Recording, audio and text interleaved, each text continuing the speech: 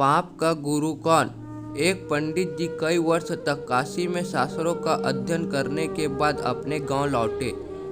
गांव के एक किसान ने उससे पूछा, पंडित जी आप हमें यह बताइए कि पाप का गुरु कौन है? प्रश्न सुनकर पंडित जी चकरा गए, क्योंकि भौतिक व आध्यात्मिक गुरु तो होते हैं, लेकिन पाप का भी गुरु होता है। यह उनकी समझ और अध्ययन से बाहर था।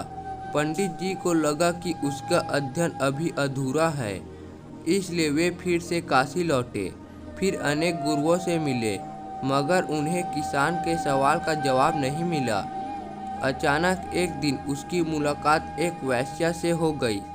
उसने पंडित जी से उनकी परेशानी का कारण पूछा, तो उन्होंने अपनी समस्या बता दी।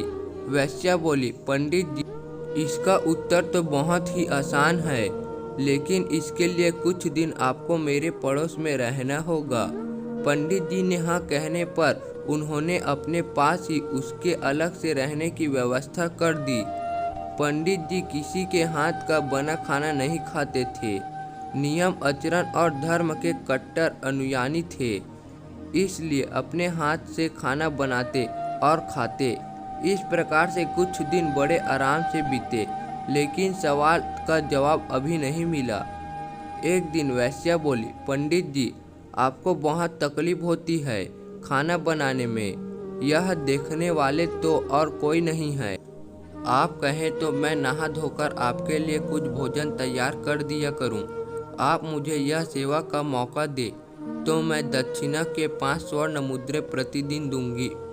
स्वर्ण मुद्रा का नाम सुनकर पंडित जी को लोभ आ गया। साथ में पका पकाया भोजन अर्थात दोनों हाथों में लड्डू।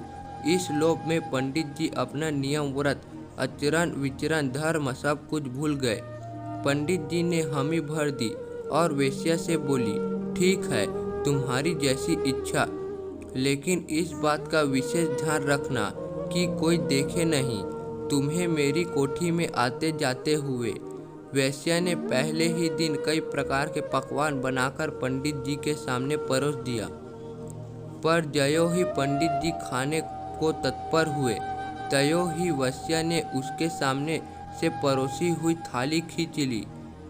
इस पर पंडित जी को क्रोध हो गया और बोले, यह क्या मजाक है? वेश्या ने कहा, यह मजाक नहीं है पंडित जी, यह तो तुम्हारे प्रश्न का उत्तर है। यहाँ आने से पहले आप भोजन तो दूर किसी के हाथ का भी नहीं पीते थे, मगर स्वर्ण मुद्रा के लोभ में आपने मेरे हाथ का बना खाना भी स्वीकार कर लिया।